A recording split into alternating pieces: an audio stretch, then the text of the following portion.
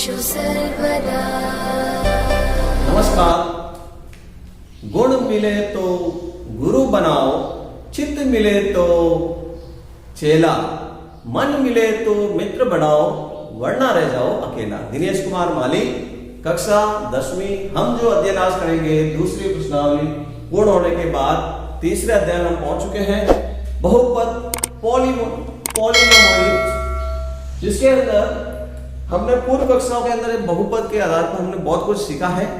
गुणनखंड ज्ञात करना, बहुपद की द्विघात घात जो भी है वो ज्ञात करते थे, और शून्य ज्ञात करना भी हमने 9th क्लास में सीखा है। तो आज भी हमारा टॉपिक बहुपद से आधारित ही है। बहुपद प्रश्नावली का नाम है। तो इस प्रश्नावली में हम बहुपद के द्विघात समीकरण को किस तरह से हल करते हैं, उनके गुणांकों के मध्य क्या तुलना होती है, और एल्गोरिथम्स विधि से हम बहुपदों का भाग देना भी सीखेंगे, और उनका लघुत्तम समावर्ती और महत्तम समावर्तक किस तरह से ज्ञात होता है हम ये ज्ञात करेंगे। तो आज जो हमारा टॉपिक है बहुपद के शून्य, ठीक है। तो पुनरावृत्ति कुछ करते हुए हम आगे बढ़ेंगे। तो अभी तक हमने जो सीखा था वो इस तरह से सीखा था।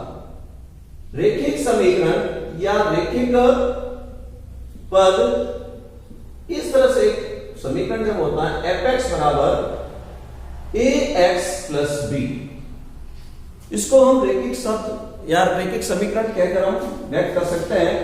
फिर उसके बाद द्विघात पद व्यक्त करना है, तो fx is equal to ax square plus bx plus c। तो ये जो हमने यहां बनाया है ax की घात 2 प्लस bx प्लस c, तो इसको द्विघाती पद कह सकते हैं, ठीक है।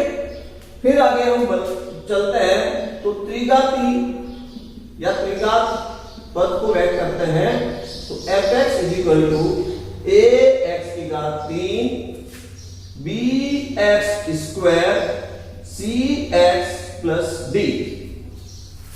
यहां दो जगह हम शर्त लगाने वाले हैं, a naught is equal to 0, और यहां पर भी a naught is equal to 0।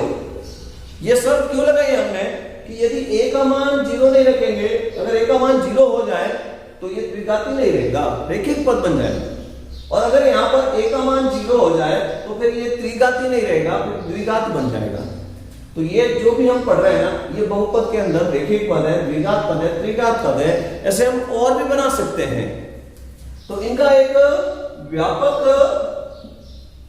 पद बनाने के लिए इस तरह से हम इसको व्यक्त करते हैं, fx is equal to an x की घात n plus an minus 1 x की घात n minus 1 plus dot dot dot dot plus a1x plus a0। ये इसका एक व्यापक पद है, जिसे हम और भी ऐसे चाहो तो ऐसे ये पद हम बना सकते हैं, 4 घात में, 5 घात में, इस तरह से बहुपद और भी बनाए जा सकते हैं। तो जहां पर n, जहां कहीं भी हमने n लिखा हुआ है, n संबंधित है प्राकृत संख्या से। n संबंधित किससे है? प्राकृत संख्या से। जहां भी हम n का मान रखेंगे वो प्राकृत संख्या 1 2 3 कुछ भी हम रख सकते हैं। फिर दूसरी बात हम बोल रहे हैं कि ये an माइनस 1 जो भी हम लिख रहे हैं, ठीक है, ये सब गुणांक कहलाएंगे। क्या कहलाएंगे? गुणांक कहलाएंगे। तो इस तरह से जो ये पद बनेंगे, ये सब इस बहुपद के पद कहलाते हैं, ठीक है ना। तो इनसे हम इनको अब बनाया जा सकता है। तो हम आज जो पढ़ने वाले हैं बहुपद के शून्यक। तो बहुपद के शून्यक का हम दूसरा नाम ये भी बोल सकते हैं, शून्यक। यदि हम उसको समीकरण बनाकर बोले तो समीकरण का हल, समीकरण का हल, या हम इनको बोले कि एक चर राशि में है तो हम उसको कह सकते हैं x का मान या हल, ठीक है। इस तरह से ये बराबर 0 रखकर बोलेंगे तो x का मान शून्य या समीकरण का हल बोल सकते हैं। तो यहां पर ये जो हम रख रहे हैं, ठीक है ना, शून्य का मतलब ये हो जाएगा कि शून्य क्या, सबसे पहले ये बात, यहां पर एक वर्ड आ रहा है शून्य। तो जो भी आप पद देख रहे हैं उस बहुपद में ये जितने भी हम देख रहे हैं बहुपद सब एक ही चर पर आधारित है। x चर राशि एक ही पद पर x पर आधारित है। तो बहुपद में x का वह मान जिससे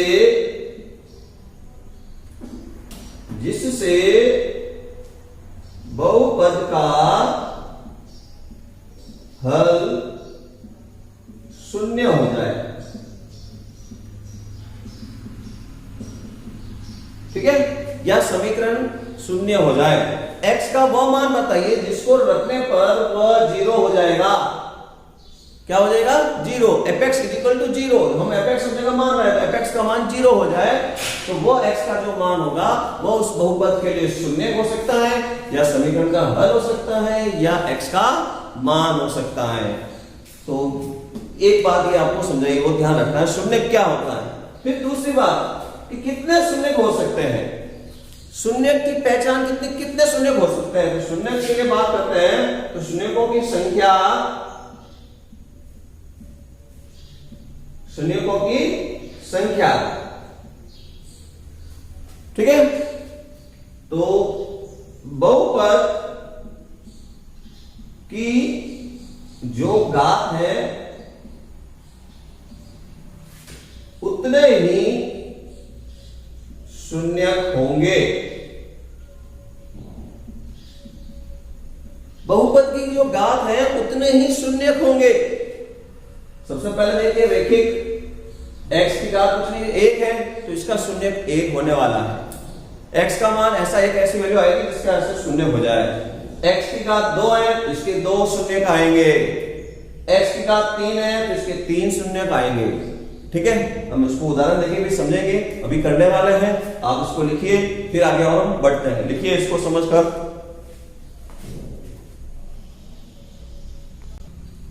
तो अभी हमने जो कहा है कि शून्य की संख्या के लिए हम बोल रहे थे कि बहुपद की जो घात है उतने ही उसमें शून्य होते हैं। हम उसको उदाहरण देकर समझते हैं। जैसे पहला जो है हम बोल रहे हैं रैखिक पद है या रैखिक समीकरण बोल सकते हैं। तो इसका शून्य हमने 9th क्लास में बहुत अच्छी तरह से इसका अभ्यास किया है। एक हमारे सामने है कि 3x + 2 ये fx बराबर है कि बताइए इसका शून्य क्या होगा। तो शून्य के लिए भी बात की है, इसका हल 0 हो जाए, बहुपद का उत्तर 0 हो जाए, fx बराबर 0 हो जाए। तो आपको ये करना है 3x + 2 = 0। fx का मान 0 चाहिए, बराबर 0 होना चाहिए। तो x की वैल्यू बनाइए -2/3। -2/3 अगर इस पे रख दिया जाए तो ये 0 हो जाएगा। तो यही बहुपद का शून्यक है। x का मान, x का हल, समीकरण का हल या फिर शून्यक। ठीक है, देखिए कैसे 0 हो सकता है। मैं यहाँ पर रख के देखता हूँ। ये देखिए -2/3 + 2, 3 से 3 कैंसिल हो गया तो -2 + 2 = 0। ये बहुपद का शून्य 1। ठीक है, द्विघात बहुपद की घात 2 अर्थात इसमें 2 शून्य आएंगे। कैसे देखिए, तो एक मैं द्विघात समीकरण ले रहा हूं मैं, x² - -4 = 0। ये fx हमारे सामने एक बहुपद है द्विघात के अंदर। बताइए इसके शून्य क्या है। अभी हमने बोला बहुपद की घात क्या, 2 इसमें शून्य है। कैसे हल करते हैं देखिए। तो हमने इसको ये लिख दिया है चूंकि x² - 4 = 2 तो इसलिए x² = 4 -4 पक्षांतरण हो गया, प्लस का हो गया। स्क्वायर हटाना है, आपको सबको ध्यान है, स्क्वायर हटाना है, इधर आकर वर्गमूल बनना है। और जब कभी भी किसी संख्या का वर्गमूल बोलते हैं ना तो वो प्लस में माइनस में दोनों बोला जाता है। ठीक है ना। तो x ± 2 अर्थात x = 2 व x = -2। क्या बोला था, 2 शून्य आएंगे, आए 2 शून्य। कौन कौन से, प्लस के 2 और माइनस के 2। क्या है ये, बहुपद के शून्यक। शून्यक मतलब अगर आप यहां जो fx रखा हुआ है x² - 4, x के स्थान पर 2 या -2 रख दें तो बहुपद का हल शून्य हो जाएगा। वही x का मान शून्य कहलाता है। तो देखिए मैं 2 रख के देखता हूं, 2 का स्क्वायर -4, 4 - 4 0।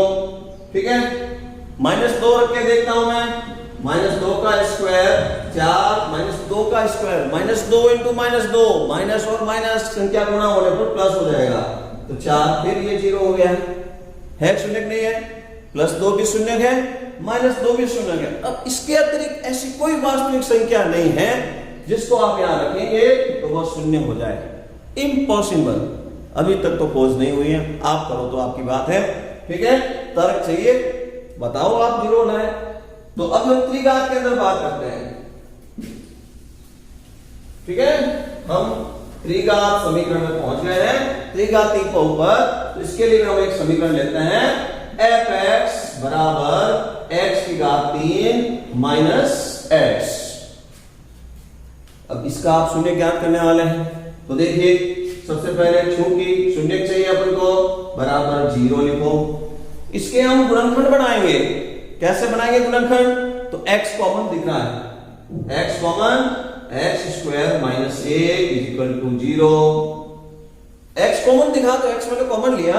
अब यहां पर जो दिख रहा है तो ये a² माइनस का b² का रूप दिख रहा है, a² माइनस b², 1 का स्क्वायर 1, इसलिए इसको b² b मान लेते हैं 1 को। तो यहां पर जो गुणनखंड इस तरह से बन जाएगा, ये a minus b a plus b इधर, तो x minus 1 x plus 1 is equal to 0, ठीक है ना। 3 गुणनखंड दिख रहे हैं, अर्थात 3 वैल्यू x की बनने वाली हैं, 3 वैल्यू x की बनने वाली है, मतलब 3 इसके शून्यक हैं, 3 आंसर शून्यक के। पहला आंसर सीधा ही आप डायरेक्ट बोलो, x इज इक्वल टू 0। दूसरा आंसर बोलेंगे x minus 1 is equal to 0, तो x इज इक्वल टू 1। तीसरा आंसर बोलेंगे x plus 1 is equal to 0, x is equal to -1। तो ये 3 वैल्यू आ गई, x बराबर 0, x बराबर 1, वो x बराबर -1। ये क्या है? ये शून्य है इसके लिए। अगर आप x का मान 0 रखेंगे हो जाएगा 0, x का मान 1 रखेंगे 0 हो जाएगा, x का मान -1 रखेंगे 0 हो जाएगा। -1 का होल क्यूब स्क्वायर होता तो प्लस होता, -3 बार गुणा में बोलेंगे, -1 इंटू -1 इंटू -1, माइनस का 1 रहने वाला है, 0 हो जाएगा। इधर की तरफ माइनस माइनस प्लस होकर 1 हो जाएगा, -1 प्लस 1 0। तो अभी हमने जो पढ़ा है शून्य के बारे में, इस पर जानकारी ले रहे हैं, ठीक है।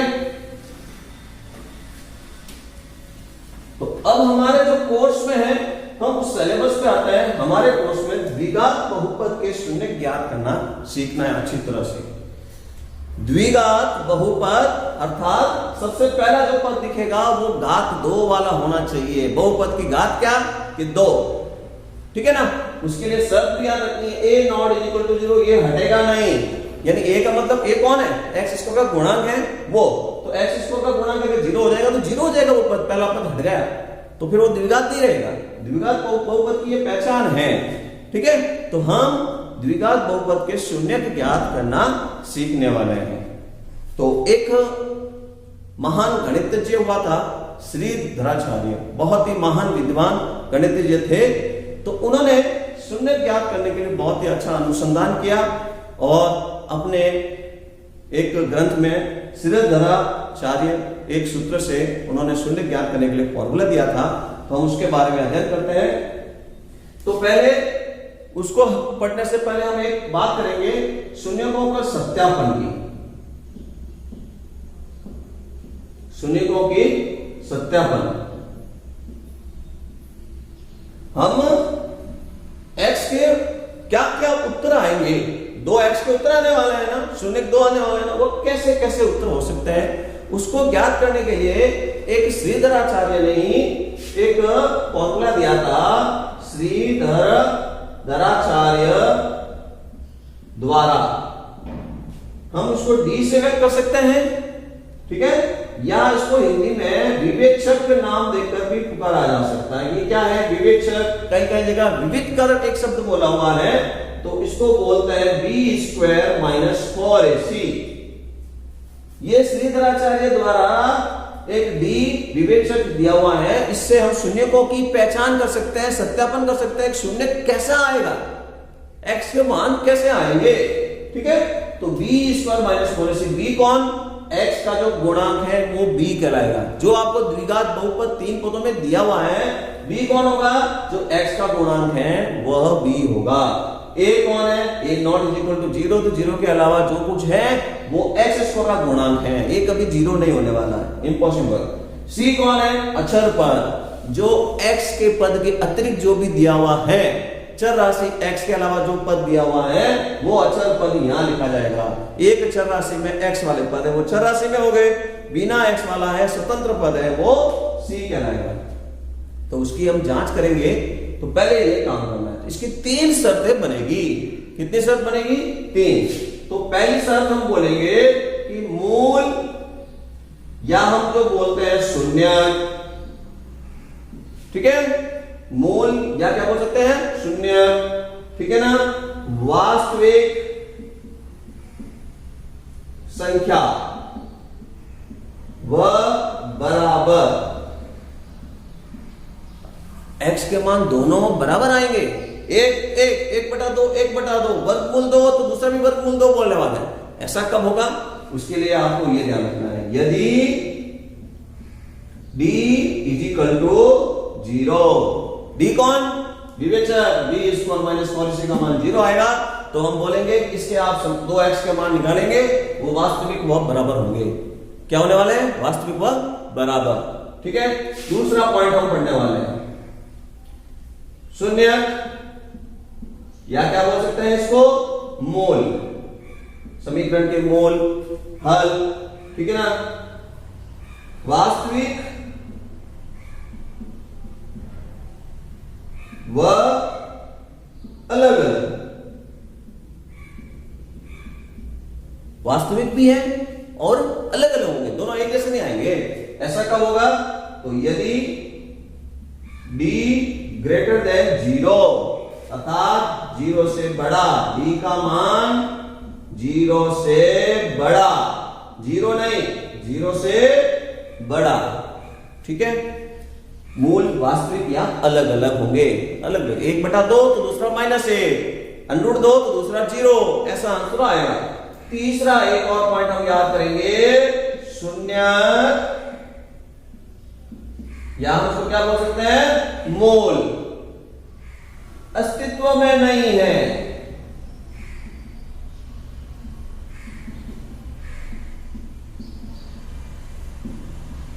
मूल क्या है? अस्तित्व में नहीं है। अस्तित्व का मतलब क्या? ठीक है ना, या काल्पनिक होंगे। काल्पनिक का मतलब क्या? कल्पना कर सकते हैं, अनुमान लगा सकते हैं, परंतु कोई वास्तविक संख्याओं का कोई मूल नहीं है, अस्तित्व में नहीं है। x का मान वास्तविक संख्याओं में ऐसा कोई नहीं है जिससे इसका उत्तर 0 हो जाए। ऐसे भी समीकरण द्विघाती बन सकते हैं। तो उसके लिए क्या? तो यदि d का मान क्या होगा? 0 से कम। ये 3 शर्त आपको बढ़िया अच्छी तरह से याद करनी। 0 से कम का मतलब d का मान 0 से छोटा।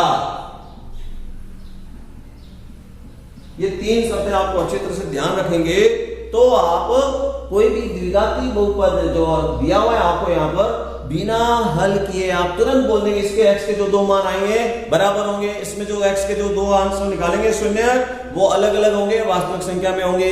इसके जो x के मान है ही नहीं, अस्तित्व में नहीं है, ये हम पता कर सकते हैं। ठीक है, इसको लिखिए, हम एक प्रश्न इसके संबंधित करेंगे। लिखिए इसको।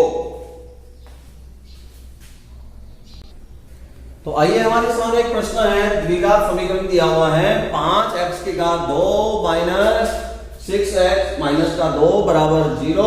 श्रीधर आचार्य विधि द्वारा एक द्विघाती सूत्र जो होता है उसका प्रयोग करके ज्ञात कीजिए। इसके शून्य ज्ञात करना, ज्ञात करने का मतलब शून्य ज्ञात करना है, शून्य का ज्ञात कीजिए, समीकरण का हल ज्ञात करना है। ठीक है, तो आइए हमने अभी जो पढ़ा है उसकी जानकारी लेते हैं। सर्वप्रथम आपको यही काम करना है कि एक विवेचक जो आपको बताया उसके आधारित पहले इसके मूलों का अस्तित्व है, मूल वास्तविक बराबर है या मूल अलग अलग है, वो हम पता करने वाले हैं। ठीक है, विवेचक का प्रयोग करने वाले हैं। तो चूंकि सबसे पहले आप काम करें कि a कौन, b कौन और c कौन, ये पता करें। इस द्विघात बहुपद में ये आपको 3 चीज सर्वप्रथम यही पता करनी है कि a कौन है, b बी कौन है और सी कौन है। ठीक है, तो क्या बताया था ये कि जो x स्क्वायर का पूर्णांक है वो a, जो x का पूर्णांक है निशान समेत वो b, जो स्वतंत्र पद है अर्थात अचर पद है वो है c। ये तीन मान लिए हमने। अब क्या करना है आपको, विवेचक ज्ञात करने वाले हैं। विवेचक या बी से करते हैं अपन, बी स्क्वायर माइनस का और स्क्वायर रखो। इसके अंदर यहां से मान रखते हुए -6 का स्क्वायर -4 इंटू में माइनस के 2 लिख देता हूं और गुणा करके सॉरी पहले a लिखना था 5, पहले a 5 है और फिर ये माइनस के 2 लिख दिया मैंने कोने में। ऐसे कोने में कोई प्रभाव नहीं है, आगे पीछे होगा तो -6 का स्क्वायर हो गया 36, माइनस माइनस प्लस, इधर भी माइनस माइनस प्लस हो गया, 4 बजे 20, 20 इंटू 2 40, तो ये बिल्कुल हो गया 76। Greater than 0, greater than 0, not is equal to 0, greater than 0, 0 से बड़ा है। b का जो मान निकाला हमने वो 0 से बड़ा है, अतः द्विघात बहुपद के शून्य या क्या बोलते थे अपन, मूल वास्तविक व अलग अलग होंगे। हमने एक पहले पता कर लिया हमने x की वैल्यू क्या क्या आने वाली है। अगर यहाँ 0 आता तो दोनों मान बराबर एक जैसे आते, अगर यहाँ 0 से बड़ा है वास्तविक व अलग अलग होगा, 0 से कम है यानी यहाँ माइनस दिखेगा, ऋणात्मक में आंसू दिखेगा, मूलों का अस्तित्व नहीं, कुछ नहीं होगा, आगे फॉर्मूला आप नहीं लगाना, बस प्रश्न पूरा हो जाएगा। आंसर वही बोलने वाले, मूल काल्पनिक है, अनुमान नहीं लगा सकते, ठीक है, अस्तित्व में नहीं। तो अभी हम इसके मान ज्ञात करने के लिए एक द्विघाती जो सूत्र है उसका प्रयोग करेंगे। तो विद्वान का नाम था, गणितज्ञ था श्रीधर आचार्य। तो इसी कारण से इसकी विधि से हो गया है श्रीधर आचार्य विधि से। तो कौन सा फॉर्मूला बोलना है, द्विघाती सूत्र, द्विघाती सूत्र, ठीक है ना। x का मान, चर राशि कौन सी है, x का मान है, तो x का मान ये फॉर्मूला प्रयोग में लेंगे, -b प्लस माइनस वर्गमूल b स्क्वायर माइनस 4ac। यहां पर हमने b स्क्वायर माइनस 4ac पहले से लिख दिया है निकालकर, तो यहां पर d लिख दीजिए और अपॉन में 2a, ठीक है। ये फॉर्मूला आपको प्रयोग में लाकर इसको सरल करना है। तो अब देखिए आगे क्या करेंगे हम। सबसे पहले मैं इसमें वैल्यू रखूंगा x बराबर ब्रैकेट बनाकर, क्योंकि माइनस का है इसलिए इसको भी ब्रैकेट बनाइए, प्लस माइनस लगाने पर दो वैल्यू आ रही है, वर्गमूल के आगे प्लस माइनस बोलना है हमेशा, ठीक है ना, भले वर्गमूल हो या भले नहीं हो, वर्गमूल के आगे प्लस माइनस होना है। आगे d की वैल्यू में निकाल चुके हैं, इसलिए मैं यहां डायरेक्ट लिखता हूं 76 और अपॉन के अंदर देखेंगे तो 2a, a की वैल्यू हमने निकाल के रखी थी 5, ये ब्रैकेट हटाता हूं, माइनस माइनस प्लस हो गया, यहां प्लस माइनस बोल रहा हूं 76, तो 76 गुणनखंड बनाता हूं 76 का, तो 2 into 2 और इंटू में 19, ये इसका अभाज्य गुणनखंड बनाया मैंने, 76 का अभाज्य गुणनखंड ये बन गया और इधर 2 into 5 ही लिखा हुआ है अभी फिलहाल। तो अब यहां पर मैं ऐसे करता हूं, इसका भी अगर अभाज्य गुणनखंड बनाया तो 2 into 3 बना, प्लस माइनस, यहां पर अब जिसका वर्गमूल हो जाता है उसको बाहर लिख दो, 2 into 2 कितना हुआ 4, 4 का वर्गमूल क्या 2, तो 2 को मैंने बाहर लिख दिया, वर्गमूल 19, वर्गमूल 19 नहीं हो रहा है, आएगा तो पॉइंटों में अपरिमेय संख्या में आएगा, लिखना नहीं है, बस वैसे लिखने छोड़ेगा, 2 into 5।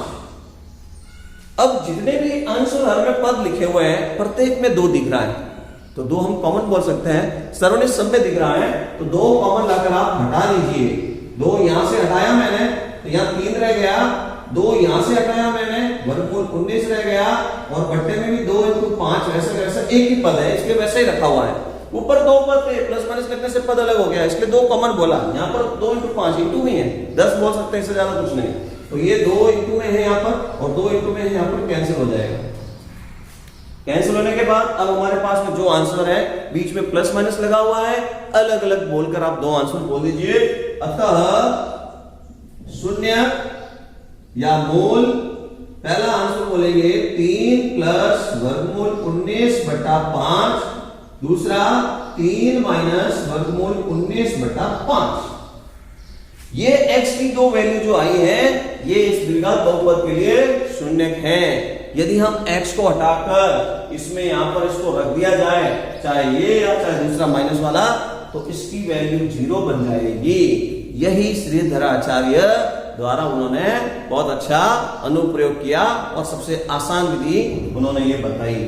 ठीक है, तो अच्छी तरह से इसको समझकर लिखें और इसका अभ्यास करेंगे तो ये शून्य वाला टॉपिक आसान हो जाएगा। धन्यवाद।